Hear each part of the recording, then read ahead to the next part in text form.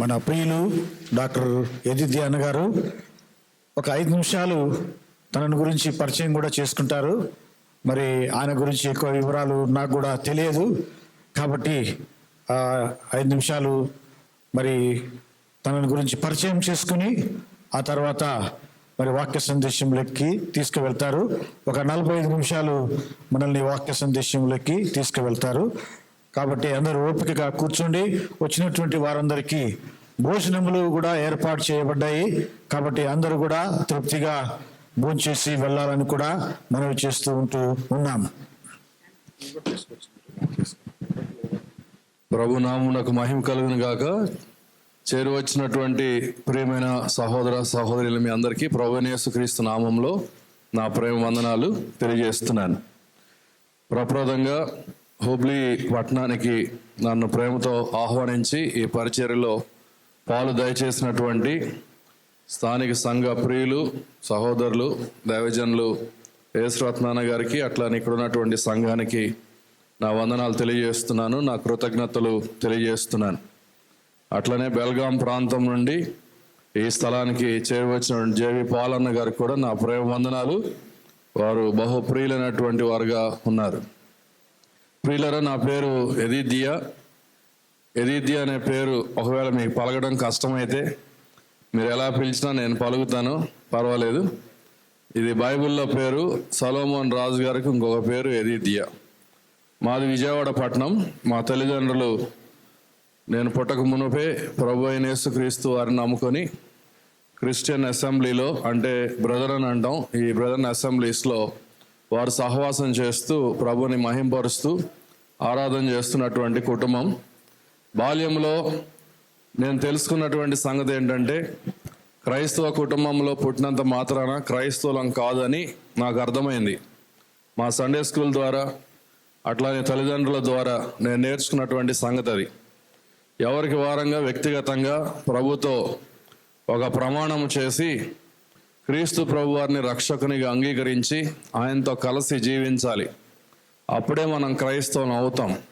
We cannot become Christians by birth అనేటువంటి సంగతి నేను తెలుసుకున్నాను.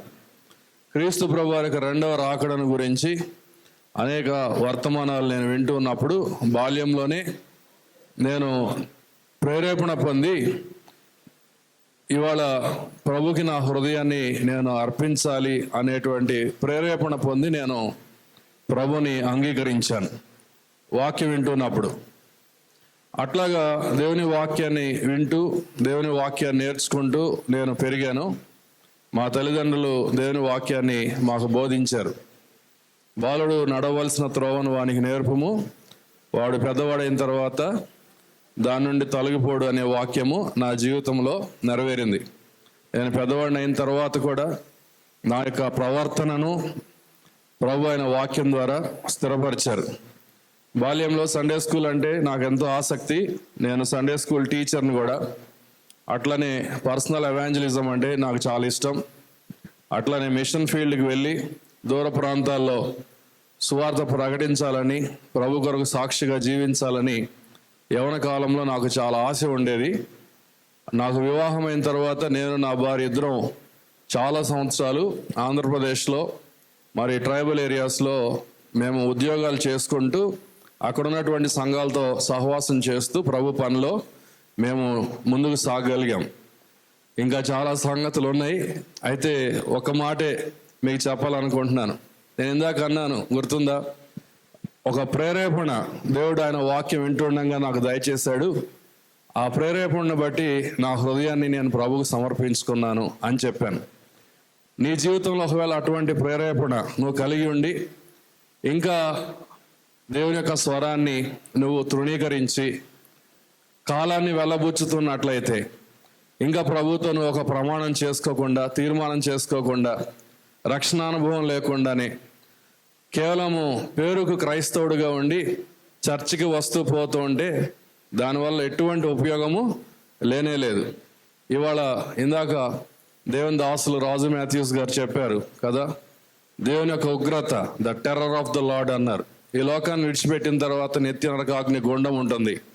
అక్కడ పురుగు కదండి, అగ్ని ఆరదు, పురుగు చావదని దేవుని వాక్యం సెలవిస్తుంది. కాబట్టి ఈ మధ్యాహ్నం వేళ ఒకవేళ దేవుడు నీతో మాట్లాడుతూ ఉంటే ఈ సమయంలో అయినా మీ హృదయాలను ప్రభుతో సంధి చేసుకొని ప్రేరేపణ కనుక నీకు కలిగితే ప్రతిస్పందించి ప్రభువుకి నీ జీవితాన్ని అప్పగించడం ఎంతో మేలని నా వ్యక్తిగత సాక్ష్యం ద్వారా నేను తెలియజేస్తున్నాను.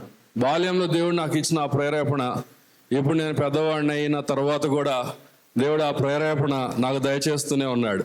The inspiration of the lord was leading me all through my days. ఇప్పుడు నాకు 51 సంవత్సరం. నా భార్య కూడా డాక్టరే, ఆమె ప్రొఫెసర్ మెడికల్ కాలేజీలో.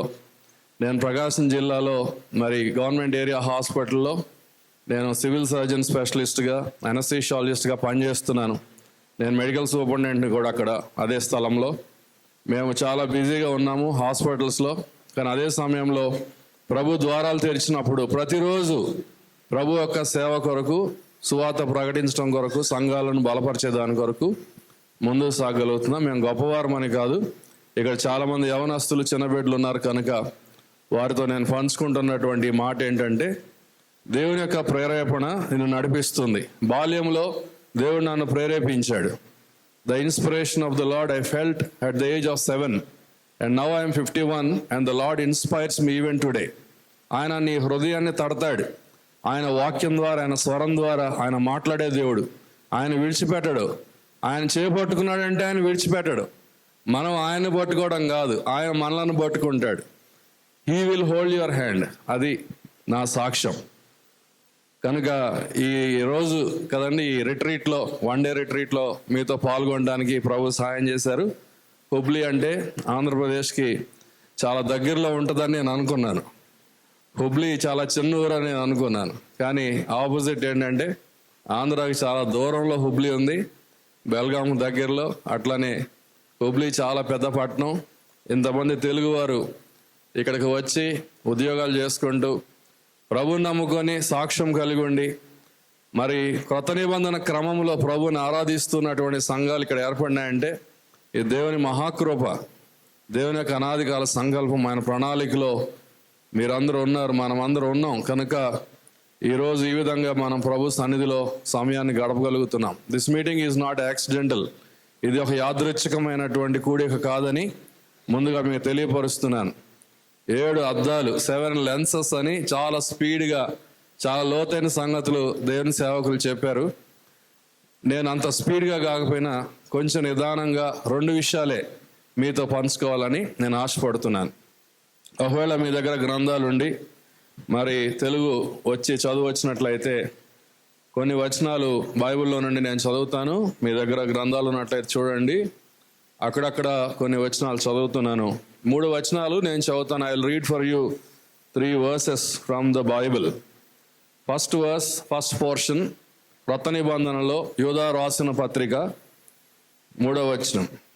The epistle written by Jude, verse 3, వచనం 3. ప్రియులరా, మనకందరికీ కలిగేడు రక్షణను గూర్చి మీకు వ్రాయవలనని విశేష ఆసక్తి గలవాడనై ప్రయత్నపడుచుండగా పరిశుద్ధులకు ఒక్కసారి అప్పగింపబడిన బోధ నిమిత్తము మీరు పోరాడవలనని మిమ్మును వేడుకొనొచ్చు మీకు వ్రాయవలసి వచ్చాను. ఇంకొక వాక్యము పాత నిబంధనలో ఆది కాండం, another verse from the old testament in the book of Genesis. ఆది కాండం 15వ అధ్యాయం. ఆది కాండం 15వ అధ్యాయం వచనం 11 చదువుతున్నాను. తర్వాత ఇంకెక్కువ మీరు వచనాలు చూడక్కర్లేదు, అందుకని ఇప్పుడే వచనాలు చూస్తే పని అయిపోద్ది. ఆది కాండం 15:11 నేను చదువుతున్నా. గద్దలు ఆ కళేబరముల మీద వాలినప్పుడు అబ్రాము వాటిని తోలివేసెను. మరొకసారి, గద్దలు ఆ కళేబరముల మీద వాలినప్పుడు అబ్రాము వాటిని తోలివేసెను. ఇంకొక వాక్యం చదువుదాం ఈ సెషన్ కోసం. సంఖ్యాకాండము 25వ అధ్యాయం. సంఖ్యాకాండం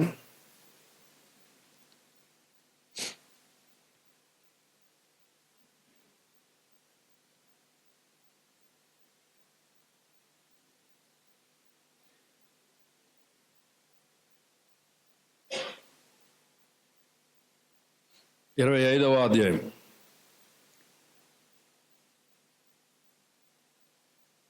వచనం చదువుతున్నాను. The book of numbers chapter 25 and verse 8. సమాజము నుండి లేచి, 7వ వచనం కూడా చదువుతున్నానండి, verse 7. యాజకుడైన అహరోను మనమడును ఎలియాజరు కుమారుడైన ఫినెహాసు అది చూచి సమాజం నుండి లేచి ఈటెను చేత పట్టుకొని పడక చోటికి ఆ ఇశ్రాయేలీయుని వెంబడి వెళ్ళి ఆ ఇద్దరిని, అనగా ఆ ఇశ్రాయేలీయుని ఆ స్త్రీని కడుపులో గుండా దూసిపోవునట్లు పొడిచెను. అప్పుడు ఇశ్రాయేల్లో నుండి తెగులు నిలిచిపోయాను. చిన్న మాట ప్రార్థన చేసుకుందాం. దయచేసి తల్ల వంచండి. చిన్న ప్రార్థన. పరిశుద్ధుడు మహాగణుడుగు మా ప్రియ తండ్రి, మీ పాద సన్నిధిలో సాగిలపడి మిమ్మల్ని స్తుతించి గణపరుస్తున్నాం. వధింపబడిన గొర్రెపిల్లగా సింహాసనం మీద మీరు ఉండగా 24 పెద్దలు, వేల కొలది పరిశుద్ధులు, దూతలు, పరలోకపు సైన్య సమూహము మిమ్మల్ని ఆరాధిస్తుండగా అత్యల్పులమైన మేము సహితం ప్రభువా మీ పాద సన్నిధిలో సాగిలపడి మీ నామంను ఒప్పుకుంటూ మీ పరాక్రమమును, మీ పరిశుద్ధతను, మీ ప్రేమను, మీ కృపను, ప్రభువా మీ కనికరమును కొనియాడి శ్లాఘించి మిమ్మల్ని మహింపరుస్తున్నాం. హుబ్లీలో మీరు స్థిరపరిచిన సాక్ష్యం కొరకై మీకు స్తోత్రములనైనా. మీ దాసుడు రాజు మాథ్యూస్ గారిని ఇప్పటి వరకు మీరు బలపరిచి మీరు అందించిన మీ వర్తమానం కొరకై స్తోత్రాలు. ఈ దినం ఏర్పాటు చేయబడిన ఈ కూడికలో 2వ సెషన్లో ప్రభువా మీ వైపు చూస్తుండగా మా అందరితోనూ మీరు మాట్లాడండి. మాకు అవసరమైన సంగతులు మాకు బోధించండి. గ్రహించినట్లు కృప చూపండి. వినగలిగే చెవి, గ్రహించగలిగే హృదయాన్ని దయచేయండి.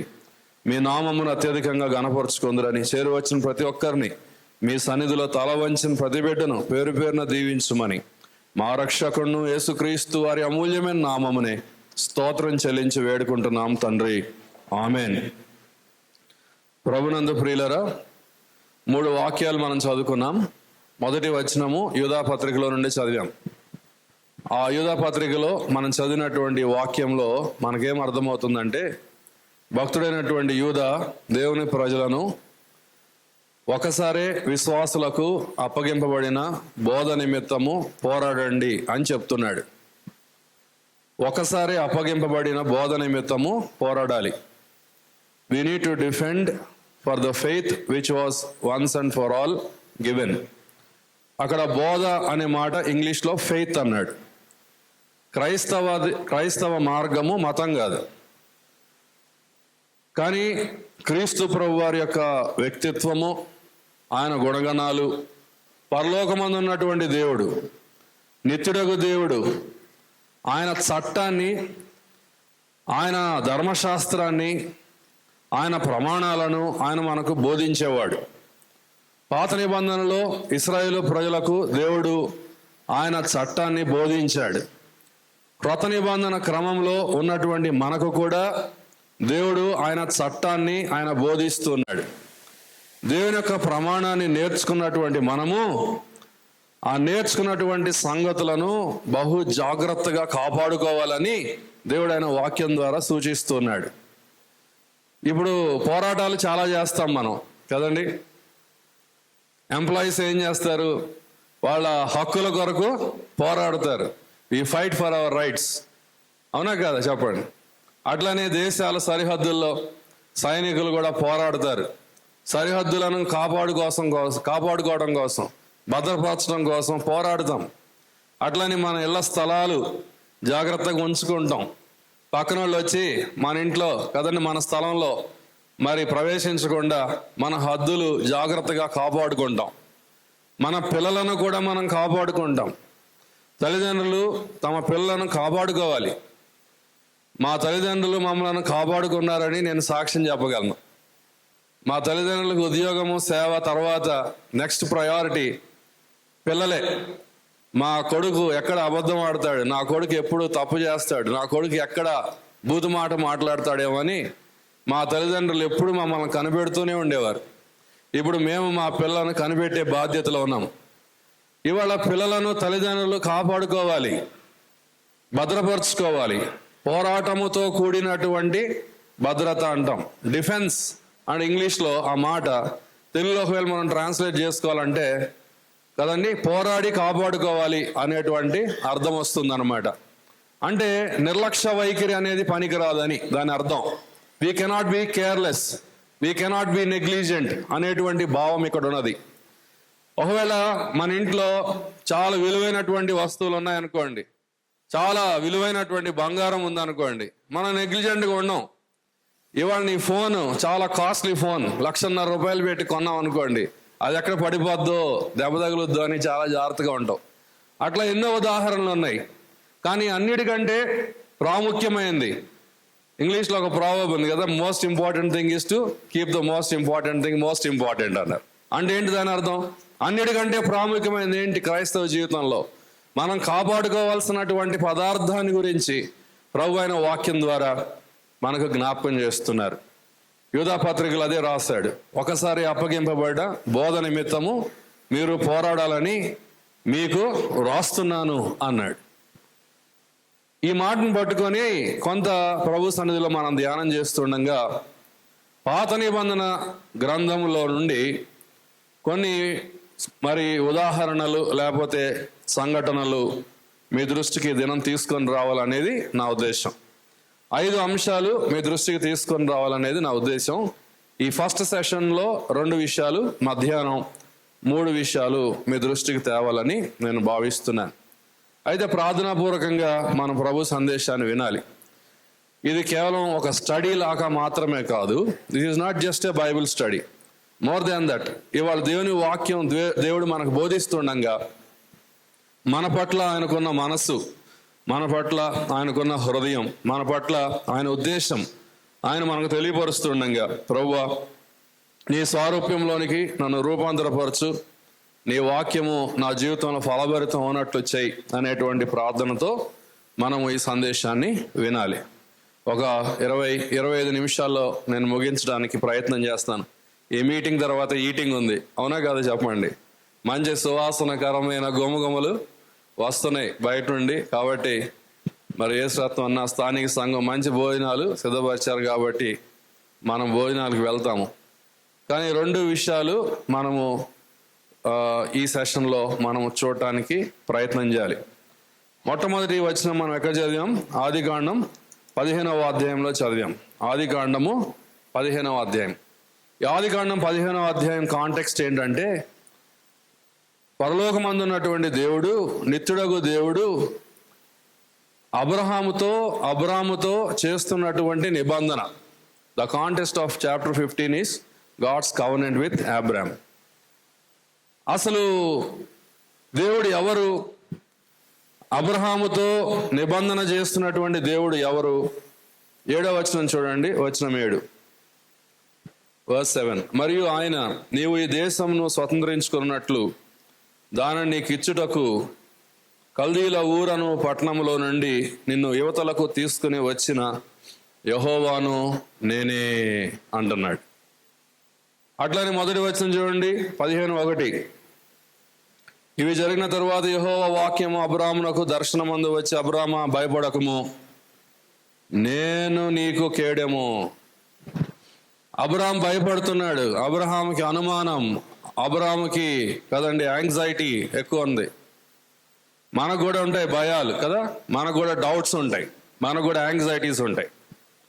వీటికి ప్రభువారు ఇస్తున్నటువంటి సమాధానం ఏంటంటే, తనను తానుగా ఆయన ప్రత్యక్షపరచుకుంటూ తాను ఎవరినో ముందు ఆయన తెలియపరచుకుంటున్నాడు అనమాట. అబ్రహాము నువ్వు భయపడాల్సిన అవసరం లేదు, అబ్రహామా నువ్వు అనుమానపడాల్సిన అవసరం లేదు, అబ్రహామా నువ్వు యాంగ్షియస్గా ఉండాల్సిన అవసరం లేదు, నేనెవరో నువ్వు తెలుసుకుంటే నీకు భయం ఉండదని దేవుడు అబ్రహాముకు తన ప్రత్యక్షతను దయచేస్తున్నాడు. ఏమంటున్నాడు? యెహోవానగు నేనే అన్నాడు. నేనే యెహోవాను, ఐ యామ్ ద లార్డ్ అన్నాడు. ఎలోహీం అన్నారు, master, I am the lord. సర్వ సృష్టిని చేసినటువంటి వాడు నేనే, సృష్టికర్తను నేను. మాట చేత, మహత్తు గల మాట చేత సమస్తాన్ని ఉనికిలోకి తీసుకుని వచ్చి ఈ యొక్క సర్వ సృష్టిని నిర్వహిస్తున్న వాడను నేనే అని దాని అర్థం. నేనే అంటే దాని అర్థం ఏంటమ్మా?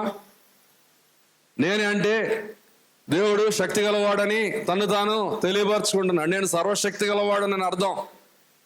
I'm all mighty, I'm all powerful. L Shaddai అంటే అర్థం ఏంటమ్మా? ఐఎమ్ ఆల్ పవర్ఫుల్ అని అర్థం. నేనే అంటే అర్థం, నేనంటే నేనే కదండి. ఐఎమ్ ఏ సావరెన్ గాడ్ అని అర్థం. నేను సార్వభౌమాధికారి అయిన దేవుడను.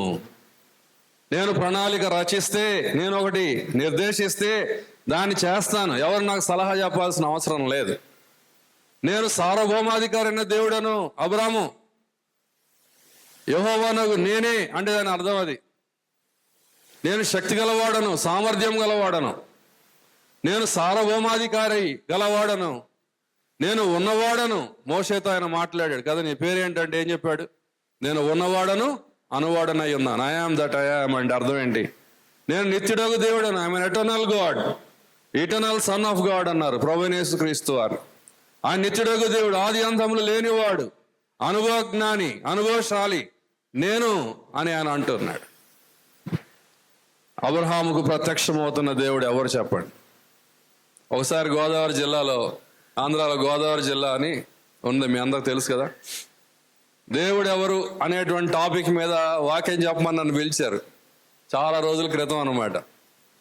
దేవుడు ఎవరు, దేవుడు ఎవరు అనేటువంటి వాక్యం అనేటువంటి టాపిక్ మీద మరి పెద్ద ప్రసంగం చేయాలి. చాలా మంది ప్రజల మధ్యలో హిందువులు ఎక్కువ ఉంటారు. అక్కడ మాకు పాఠాలు చెప్పిన మా ప్రొఫెసర్, మెడికల్ కాలేజ్ ప్రిన్సిపాల్ గారు ఊరది, చాలా ధనవంతులు అన్నమాట. ఈస్ట్ గోదావరి జిల్లాలో రాజోలు మండలం చింతలపూడి అనే గ్రామంలో అందరు రాజులు ఉంటారు. ఆ రాజుల మధ్యలో ఈ టాపిక్ ఇచ్చారు. అసలు ఆ పిలిచిన వాళ్ళు ఎవరో నాకు తెలియదు. నేను రానంటే లేదండి సాక్ష్యం చెప్పండి యవనస్తులు కానీ పిలిచి చివరిలో దేవుడు ఎవరు అనేటువంటి అంశం మీద మాట్లాడతారని వాల్ పోస్టర్లు వేశారు. చాలా భయం వేసింది. నేనేం పెద్ద థియాలజీ అని కాదు, నేను ఎప్పుడు బైబిల్ కాలేజీకి వెళ్ళి చదువుకోలేదు, వేదాంతం నాకు అసలుకే రాదు. సండే స్కూల్ పిల్లలకు సువార్త చెప్పమంటే చెప్తాను, కానీ హిందువుల మధ్యలో వేల మంది మధ్యలో నుంచొని దేవుడు ఎవరు అనేటువంటి టాపిక్ మీద సువార్త చెప్పాలంటే నా వల్ల కాదు. అప్పుడు ప్రార్థన చేసుకుంటే ప్రభు ఒక సహాయం ఆలోచన దయచేశారు. సైలస్ ఫాక్స్ గారు క్రైస్తవ నిరీక్షణ అనే పత్రికలో ఒక వ్యాసం రాశారు. అబ్రహాము ఎరిగిన దేవుడు ఎవరని. అది చిన్నప్పుడు చదివి అది గుర్తుకొచ్చింది. అబ్రహాము ఎరిగిన దేవుడు ఎవరు అనేటువంటి ఆ వ్యాసంలో పాయింట్స్ తీసుకొని అబ్రహాం ఎరిగిన ఆ దేవుడే ప్రభువైన యేసుక్రీస్తు అని సువార్త చెప్తాం అనుకొని సిద్ధపడి వెళ్ళాను. సువార్త చెప్పాను.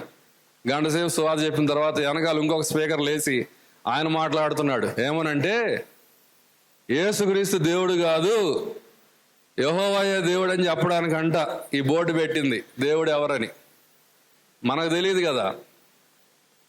ఆ తర్వాత రెండో రోజు కూడా రమ్మంటున్నారు. రెండో రోజు రావాలంటే నా వల్ల ఎక్కడ వద్దండి, మీతో నేను సహవాసం చేయనంటే వందల మంది ఫోన్ కాల్స్ చేస్తున్నారు. డాక్టర్ గారు మీరు రావాలండి, యేసుక్రీస్తు దేవుడు అని మీరు బోధించాలంటే మరి నేను సిద్ధపడి వస్తానని చెప్పి ఏథెన్స్ పట్టణంలో అపోస్తలుడైన పౌలు సువార్త చెప్పడానికి ఒక టాపిక్ ఎంచుకున్నాడు. మీకు గుర్తుంది కదా, ఏథెన్స్లో అతి దేవతా భక్తి కలిగినటువంటి ఆ పట్టణంలో ప్రతి దేవతకు ఒక విగ్రహం కట్టి, ఒక బలిపీఠం కట్టి, ఇంకెవరైనా దేవుడు ఉన్నారేమో అనుకొని ఎరుగని దేవునికి అని ఒక బలిపీఠం కట్టారు కదా. ఆ ఎరుగని దేవుడే సృష్టికర్త అయినటువంటి దేవుడు, సర్వశక్తి గల దేవుడు, నిత్యము స్తోత్రార్హుడై ఉన్నవాడే ప్రభువైన యేసుక్రీస్తు అని పౌలు సువార్త బోధించాడు. ఆ అంశాన్ని తీసుకొని రెండో రోజు సువార్త ప్రకటించాను. ఇప్పుడు ఎందుకు ఈ సంగతి మీకు జ్ఞాపకం చేస్తున్నానంటే, అబ్రహాం అప్పుడు ఎరిగిన దేవుడే మనకి ఇప్పుడు ప్రత్యక్షం అవుతున్న ప్రభువైన యేసుక్రీస్తు. అక్కడ నేనే యెహోవాను అన్నాడు కదా.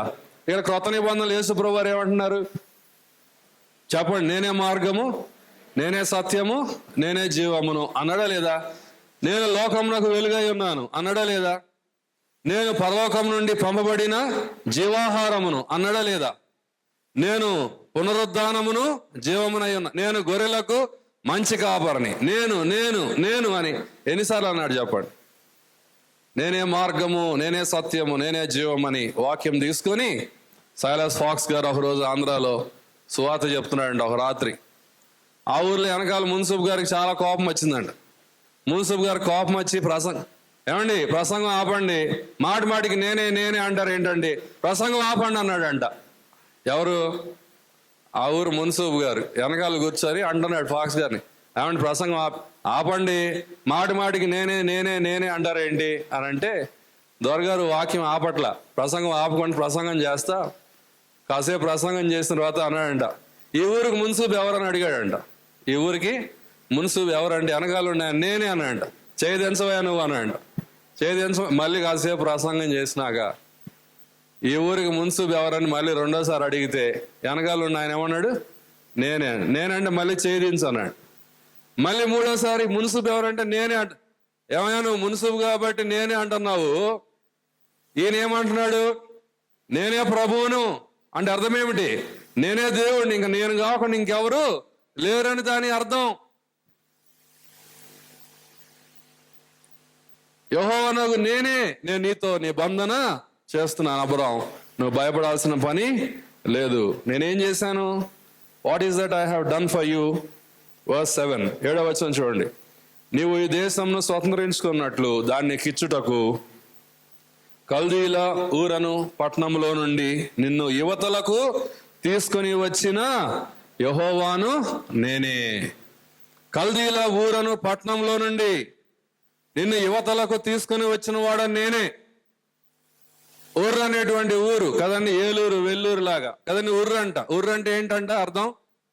ఉర్ర అంటే అర్థం అగ్ని, నిప్పు, ఫ్లేమ్ లేకపోతే ఫైర్ అని అర్థం ఉర్ర అంటే. ఆ కల్దీల దేశంలో వారు అగ్నిని పూజించేవారు. మాత్రమే కాకుండా వికృత చేష్టలు చేసేవాళ్ళు. చీకటి సంబంధమైనటువంటి చేష్టలు, అపవిత్రాత్మ సంబంధమైనటువంటి చేష్టలు చేసేటువంటి ఊరది. విగ్రహారంతో నిండినటువంటి ఊరు. దేవుని యొక్క కోపం, దేవుని యొక్క ఉగ్రత ఆ పట్టణం మీదకి రావాల్సి ఉండింది. సొదొమ గొమొర్రాలను అగ్ని గంధకాలతో కదండి దేవుడు నాశనం చేసినట్లు ఆ ఊరు అనేటువంటి పట్టణంను కూడా నాశనం చేయాల. అటువంటి పట్టణంలో అన్ని వందల వేల మంది ప్రజలుండగా నిన్ను మాత్రమే బయటికి తీసుకొని వచ్చాను. I have brought the alone. అబ్రహామును ఒక్కడిగా బయటికి తీసుకొచ్చానని యెషయా గ్రంథంలో వాక్యం ఉంది. ఇప్పుడు చూపిస్తానికి సమయం లేదు. నేను మిమ్మల్ని విమోచించాను, అబ్రహాము ఒక్కడిగా బయటికి తీసుకొచ్చాను నేనని దేవుడు చెప్పాడు. బహుశా ఆ ఊరు అనేటువంటి ఆ పట్టణంలో అందరూ అగ్నిదేవతకు పూజలు చేస్తుంటే అబ్రహాం అగ్నిదేవతకు పూజ చేయలేదంట. అందుకని వాళ్ళందరూ అబ్రహాముని అగ్నిలో వేశారని చరిత్ర చెప్తుంది. అయితే ఆ అగ్నిలో నుండి కూడా దేవుడు అబ్రహామును కాపాడాడంట.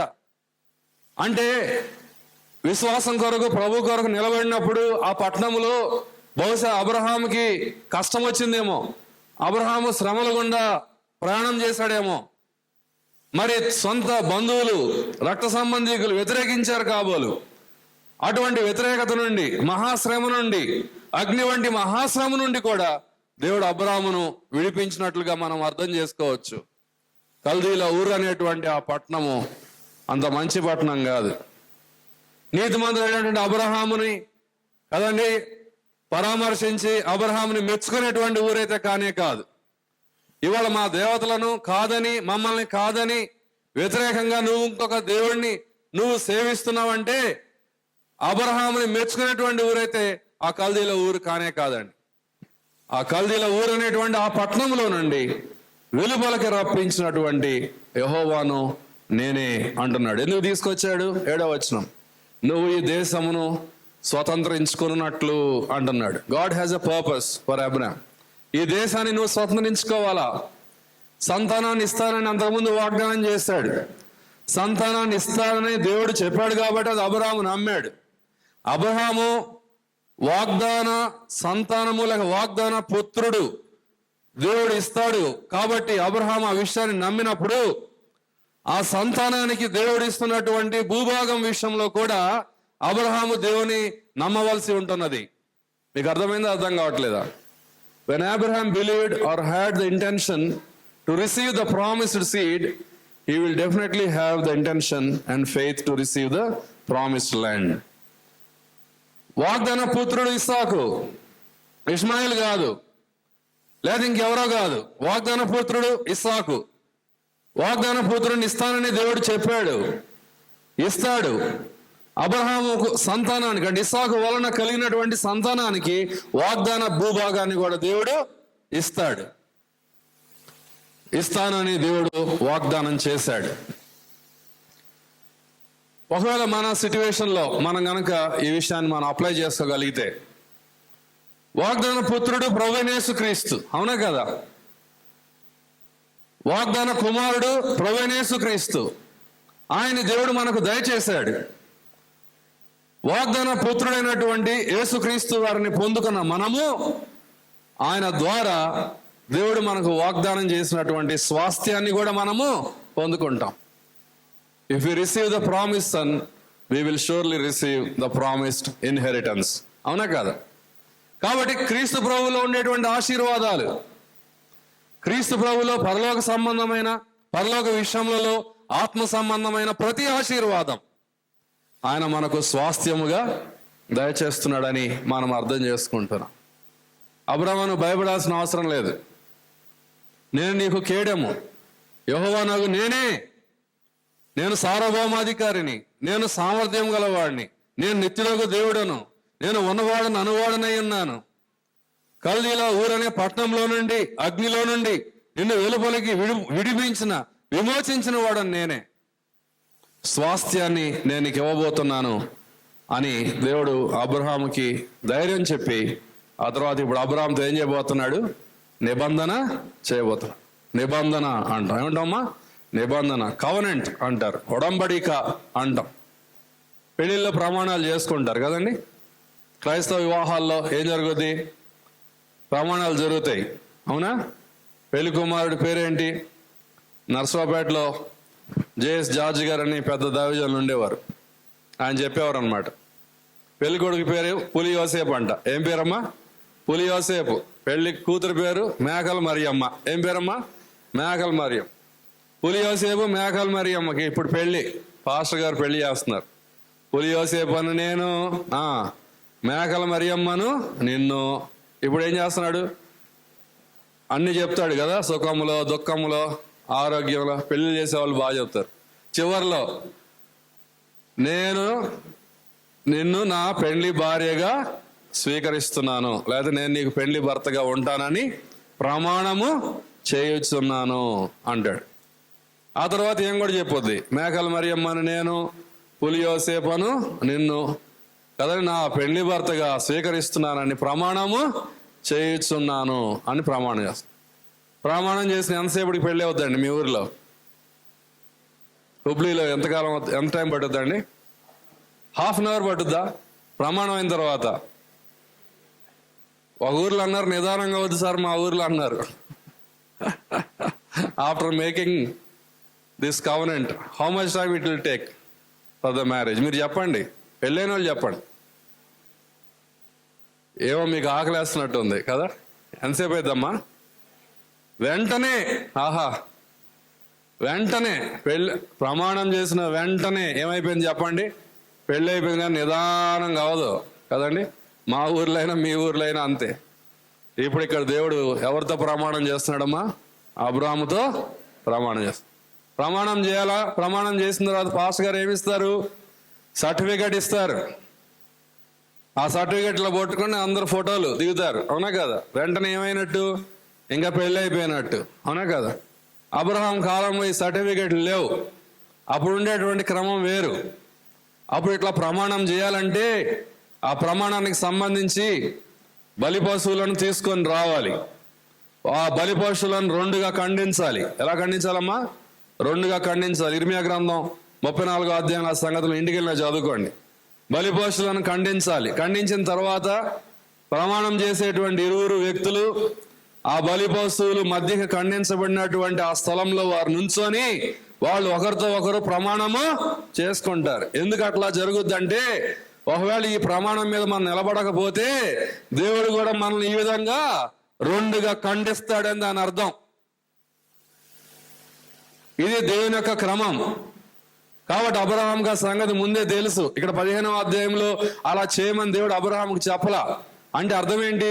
అబ్రహాంకి అంతకు ముందే ఈ విషయము తెలుసు కాబోలు, అవన్నీ నేర్చుకున్నాడు. అందుకని దేవుడు అబ్రహాంతో ప్రమాణం చేయదలిచినప్పుడు వెంటనే అబ్రహాం ఏం చేస్తున్నాడు చెప్పండి? ఆ నిబంధన క్రమానికి కావలసిన బలి పశువులను దేవుడు తెమ్మంటున్నాడు. 3 ఏళ్ల పెయ్యి తెమ్మన్నాడు, 3 ఏళ్ల కదండి ఆడ మేకను తెమ్మన్నాడు, 3 ఏళ్ల పొట్టేలును తీసుకొని రమ్మన్నాడు. ఇంకేమేమి తీసుకొని రమ్మన్నాడు చూడండి.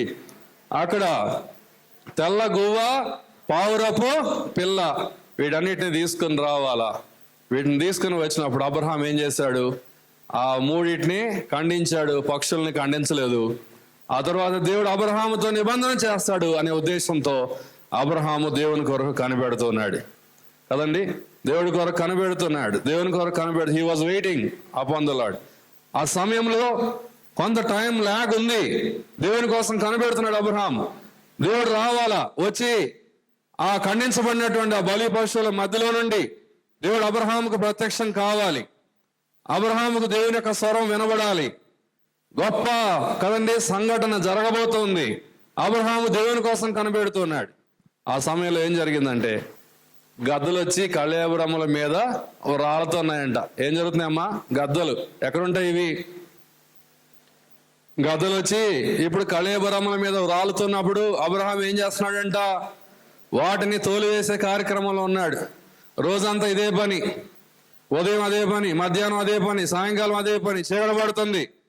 ఇంకా దేవుడు ప్రమాణం చేయలేదు. అబ్రహాం ఏం చేస్తున్నాడు? ఆ గద్దల్ని తోలేస్తూనే ఉన్నాడు.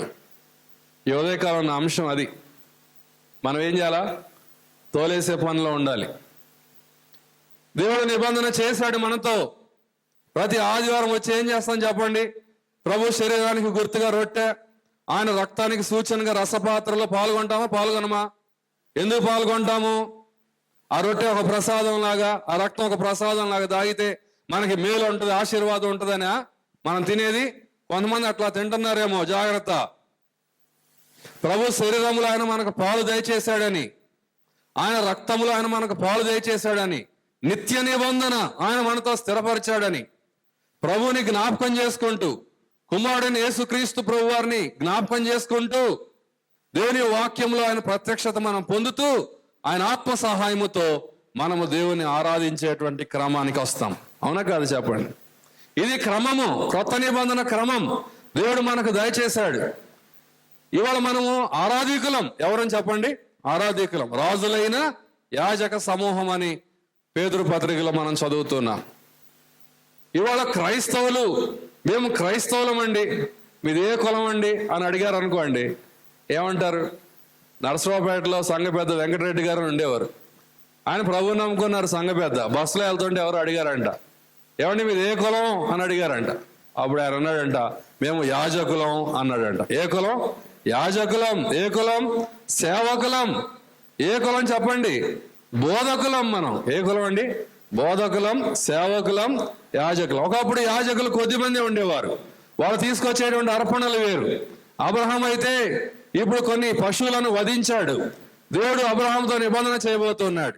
అట్లనే పాత నిబంధన అర్పణలు వేరు, కొత్త నిబంధన అర్పణలు వేరు.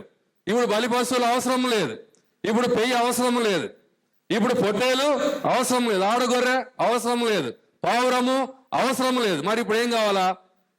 ఆత్మ సంబంధమైన అర్పణలు కావాలి. ఆత్మ సంబంధమైనటువంటి అర్పణలు, పరిశుద్ధమైన అర్పణలు, పరిశుద్ధమైన దేవుడు, పరిశుద్ధమైన ఆరాధన, పరిశుద్ధమైన యాజకత్వం, ఇది దేవుని వాక్యం మనకు కనబడుతుంది. అర్పణ వెనక సమర్పణ ఉందండి, అది మర్చిపోవద్దు. There is sacrifice behind offering. పాత నిబంధనలైనా కొత్త నిబంధనలైనా సాక్రిఫైస్ లేకుండా ఆఫరింగ్ లేదు, సమర్పణ లేకుండా అర్పణ లేదండి. ఇది పరిశుద్ధమైన యాగము, ఆత్మ సంబంధమైన యాగం. పరిశుద్ధుడైనటువంటి దేవుడు, పరిశుద్ధమైనటువంటి యాజకత్వం చేస్తున్నాం. ఈ అర్పణల మీదకి ఇప్పుడు ఎవరు వస్తున్నారు? గద్దలు వస్తున్నాయి. మత్తయి సువార్త 13వ అధ్యాయంలో కదండి, ఆకాశ పక్షులంటే అపవాది వాని సంబంధులని ప్రభు పోలికి చెప్పాడు. కాబట్టి గద్దలంటే ఎవరు? అపవాది. గద్దలంటే ఎవరమ్మా? సాతానుడు. వాడు ఏం చేయాలనుకుంటున్నాడు? ఇవాళ మన అర్పణను పాడు చేయాలనుకుంటున్నాడు, మన ఆరాధనను పాడు చేయాలనేది వాడి ఉద్దేశం. మీకు అర్థమవుతుంది? అర్థం కావట్లేదా?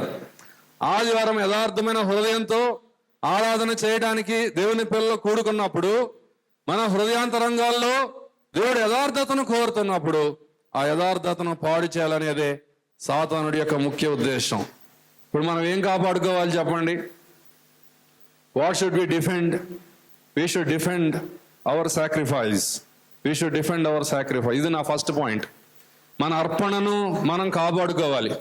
యూదా పత్రికలో యూదా భక్తుడు రాస్తున్నాడు, ఒకసారి అప్పగింపడిన బోధ నిమిత్తం మీరు పోరాడండి అన్నాడు. దేనికోసం పోరాటం? హక్కుల కోసం పోరాటం కాదు, పిల్లల కోసం పోరాటం కాదు, సరిహద్దుల కోసం పోరాటం కాదు.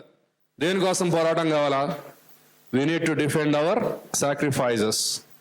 పరిశుద్ధ యాజకులుగా ఉండి దేవునికి పరిశుద్ధమైన అర్పణలు అర్పించేటువంటి ఈ పరిశుద్ధమైనటువంటి క్రమాన్ని మనం కాపాడుకోవాలి. మ్యూజిక్ వేస్తే ఆరాధన అనుకుంటున్నారు చాలా మంది, చప్పట్లు కొడితే ఆరాధన అనుకుంటున్నారు.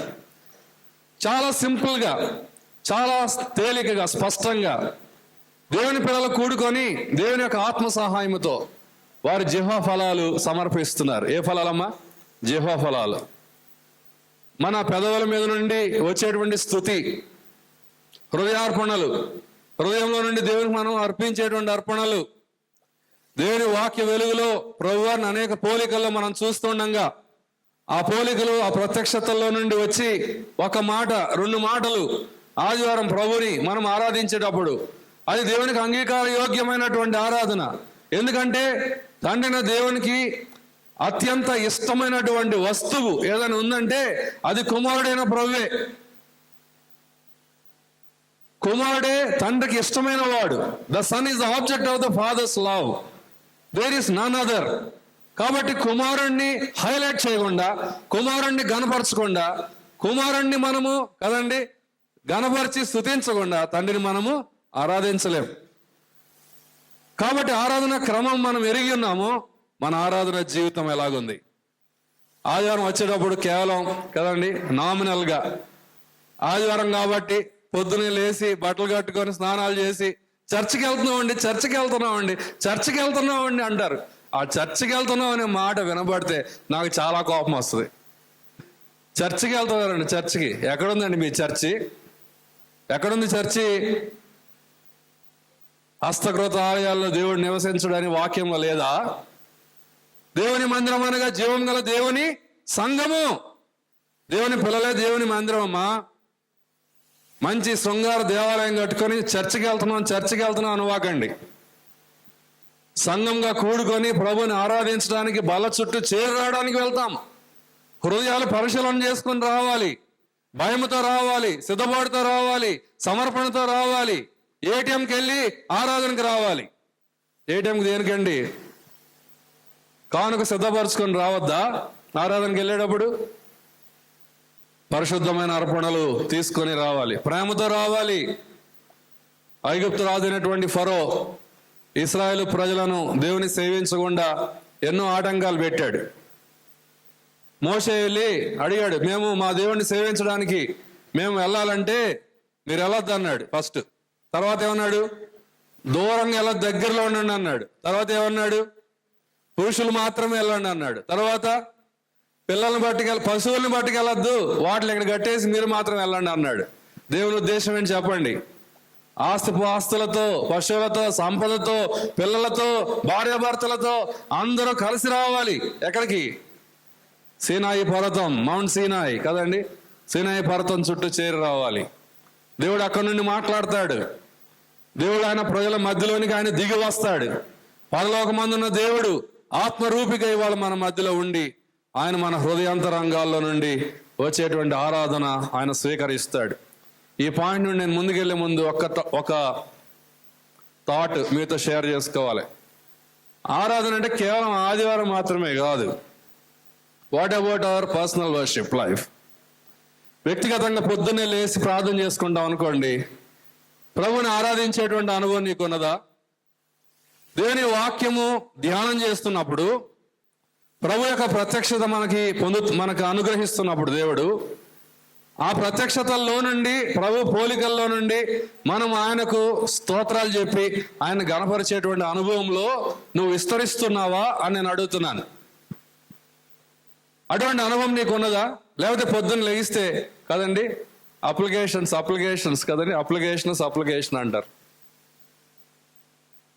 అన్ని వినవించుకోవడమే, మన అవసరాలన్నీ ఆయన తెలియజేయడమే, అది మంచిదే. కానీ దానికంటే ముందు వ్యక్తిగతంగా నీ ఆరాధన అనుభవము, నీ హృదయంలో ప్రభువుని ఆరాధించడం అనేది అత్యంత ప్రాముఖ్యమైనటువంటి అనుభవంగా ఉండాలి అని దేవుడు కోరుతున్నాడనే సంగతి నీకు అసలు తెలుసా తెలియదా? Then what about the family altar? కుటుంబంగా మనం చేరి వచ్చేటప్పుడు పిల్లలు, సహోదరుడు, సహోదరి అందరు కలిసి ప్రభుని ప్రతిరోజు ఆరాధన చేస్తుంటే అది ఎంత మధురమైన అనుభవం అండి. కేవలం ఆదివారం మనం కూడి వస్తాం. Sunday is going to be a congregational meeting. It's going to be a corporate worship experience. It is not personal. వ్యక్తిగతంగా ప్రభువా నన్ను కాపాడావు, నన్ను రక్షించావు, నన్ను కదండి నీ బిడ్డగా చేసుకున్నావు అనే పదాలు కాదు కదా.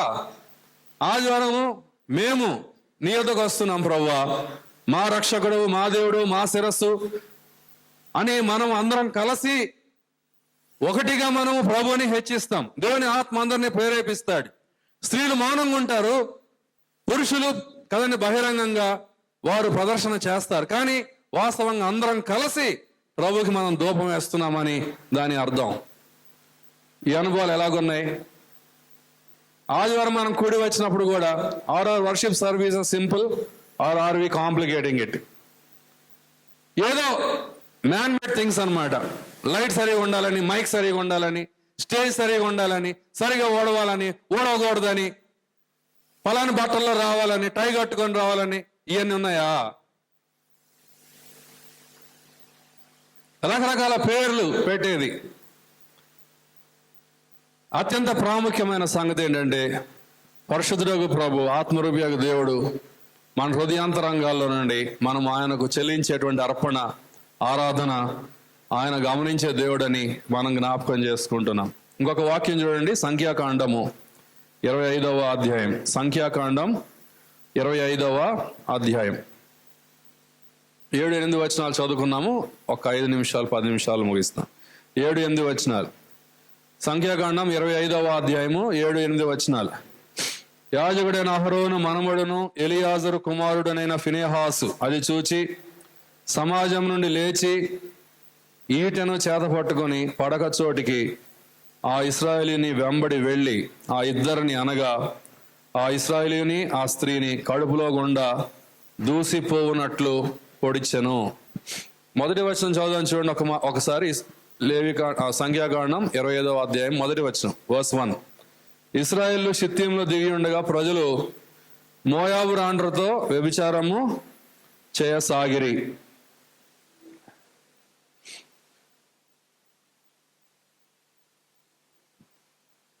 అట్లనే 6వ వచనం చివరి లైన్, ఇశ్రాయేల్లో ఒకడు తన సహోదరుల యొద్దకు ఒక మిద్యాను స్త్రీని తీసుకొని తోడుకొని వచ్చాను. ఇక్కడ ఈ అధ్యాయంలో 2 జాతుల స్త్రీలు కనబడుతున్నారు. ఒకళ్ళు మోయాబు స్త్రీలు, 2 మిద్యాను స్త్రీలు. మోయాబీయులు అబ్రహాముకు దగ్గర బంధువులే కదండి. లోతు కుమార్తెతో పాపం చేయడం వల్ల పుట్టినవారు కదా మోయాబీయులు.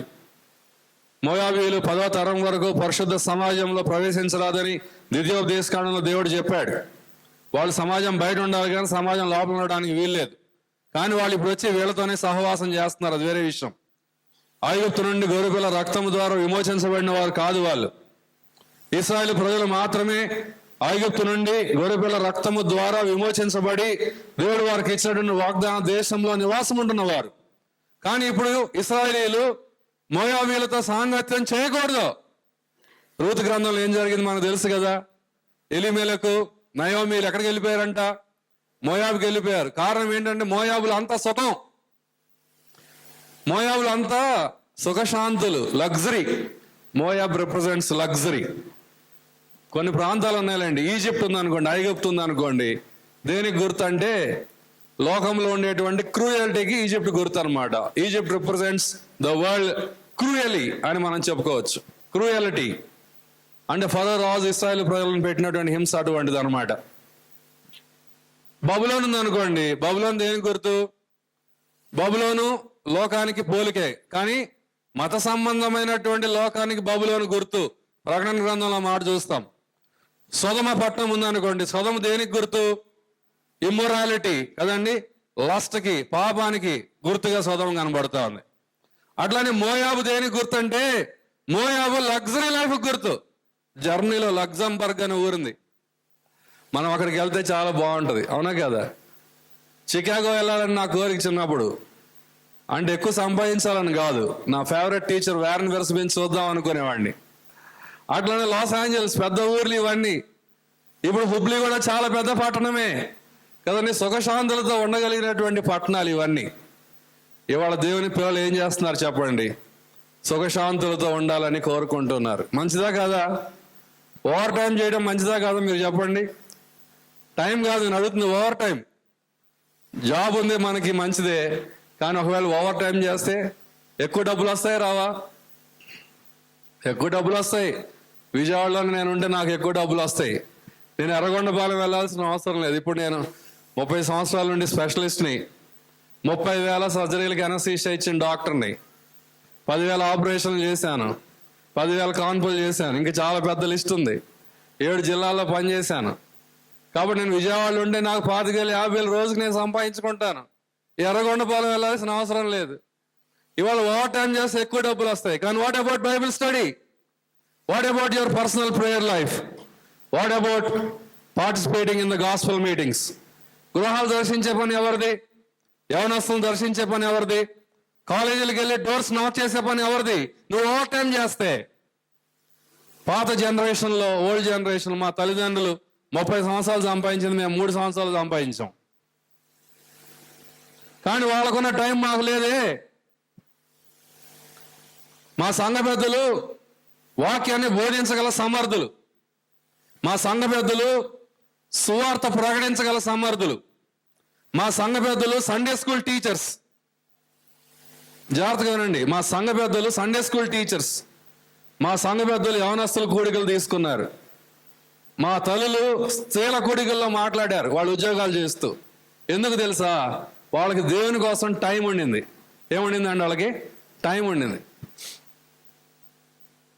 ఊరిని ఒక చిన్న సాక్ష్యం చెప్తున్నాను. నేను చూసింది మా సంఘంలో మా పెద్దలు, నాన్నగారు కానీ ఇంకా తోటి పెద్దలు కానీ, నా ఇప్పుడు 40-50 సంవత్సరాల జీవితంలో వాళ్ళు సిద్ధపాటు లేకుండా ప్రసంగం చేయలే. సిద్ధపాటు లేకుండా, నోట్స్ రాసుకోకుండా, ప్రార్థన చేసుకోకుండా, ప్రభు దగ్గర నుండి సందేశం పొందుకోకుండా ప్రసంగం చేయలే.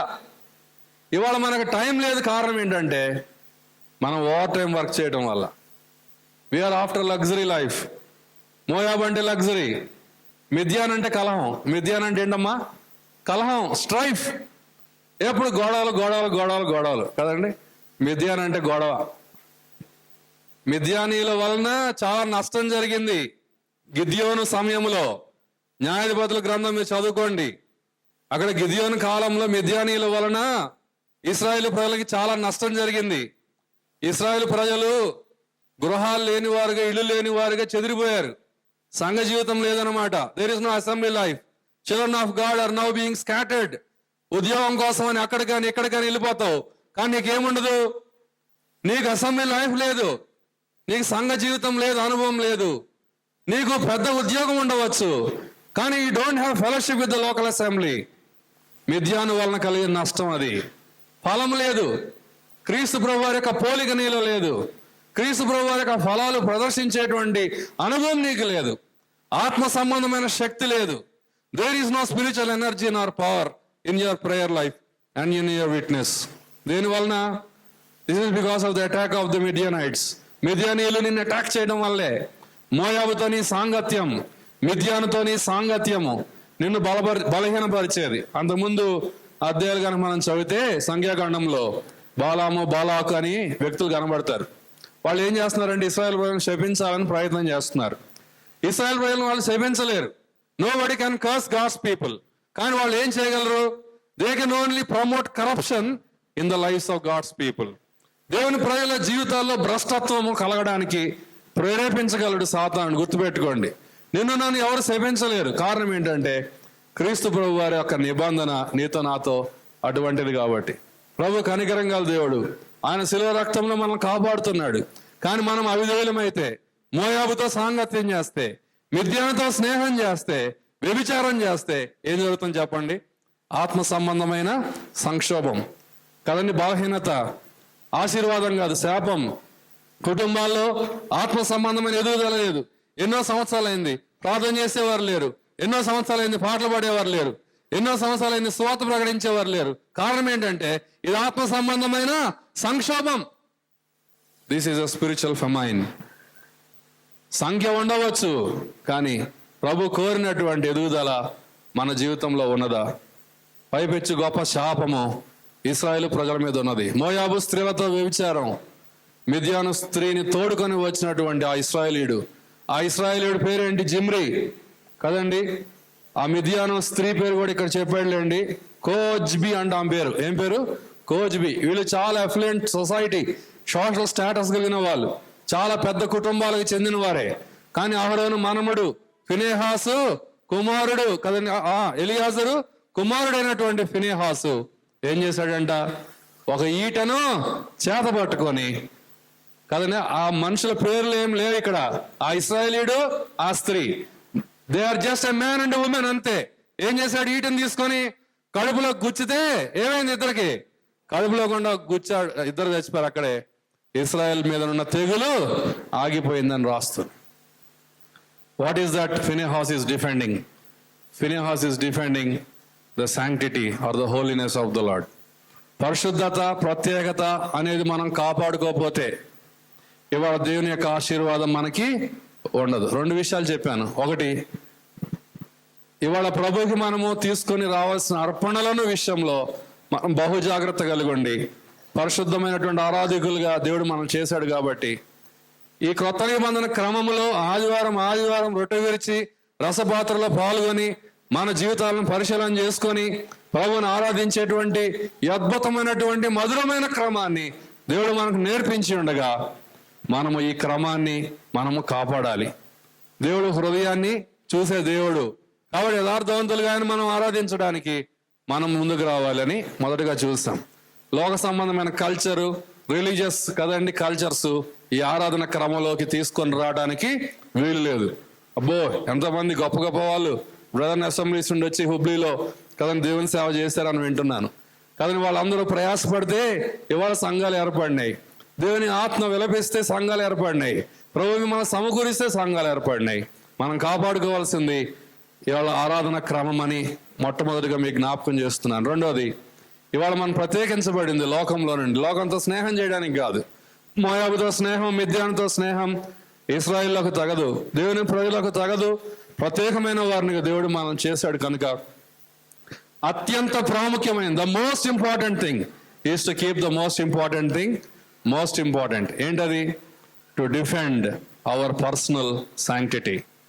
ఇవాళ ప్రభు కొరకు మనం సమయాన్ని గడపడం, దేవుని సంఘముతో మనం కలిసి జీవించటం, పరిశుద్ధతను కాపాడుకోవడం అత్యంత ప్రాముఖ్యమైన సంగతి. దీనికోసం మనం పోరాటం చేయాలి. హక్కుల కోసం పోరాటం కాదు. ఒకసారి అప్పగింపబడిన బోధ నిమిత్తం పోరాడండి. You need to defend for the faith which was once and for all given. ప్రార్థన చేసుకుందాం, తల్ల వంచండి. చిన్న మాట ప్రార్థన. మన లంచ్కి వెళ్ళే ముందు దేవుని వాక్యం ఇద్దరు దాసుల ద్వారా దేవుడు మనతో మాట్లాడి ఉండగా, ఒకవేళ ప్రభు నీతో మాట్లాడుతున్నట్లు అనిపిస్తే నీ హృదయంలో ప్రభు కొరకు చిన్న తీర్మానం చేసుకో. యెహోవానగు నేనే అంటున్నాడు. ఆయన సార్వభౌమాధికారి అయిన దేవుడు. కల్దీల ఊరనే పట్టణం నుండి అబ్రహామును విడిపించిన దేవుడు. పాపము నుండి, నిత్యనరకాగ్ని గుండము నుండి ఆయన నిన్ను తప్పించగలడు. నువ్వు తప్పించబడ్డావా? నీ హృదయంలో రక్షణను గూర్చినటువంటి నిశ్చయత నీకు ఉన్నదా? లేకపోతే ఈ మధ్యాహ్నం ప్రభువా శిలువలో నా కొరకు బలి అయినటువంటి దేవుడు నువ్వే, నేను నమ్ముతాను, ప్రాయశ్చిత్తం బాల్యం నుండి నా ఆలోచనలు చెడ్డవి, యవ్వన కాలంలో నా క్రియలు చెడ్డవి, పెద్దవాడినైన తర్వాత కూడా పాపపు నైజము నన్ను వెంటాడుతుంది. ప్రభువా నన్ను క్షమించండి, నా స్థానంలో మీరు నిలిచారు, నన్ను అంగీకరించండి, నా జీవితాన్ని మీకు సమర్పిస్తున్నాను అని చెప్పి క్రీస్తు ప్రభు వారి శిలువ బలిని ఆశ్రయించి ఆయనకు మీ జీవితాలు అప్పగించుకున్నట్లయితే ప్రభు క్షమిస్తారు, ఆయన కటాక్షిస్తారు, ఆయన రక్షిస్తారు. రక్షింపబడిన మనం దేని కొరకు పోరాడాలో ప్రభు జ్ఞాపకం చేస్తుండగా పట్టుదల కలిగి ప్రభు మార్గాల్లో ముందుకు సాగుదాం.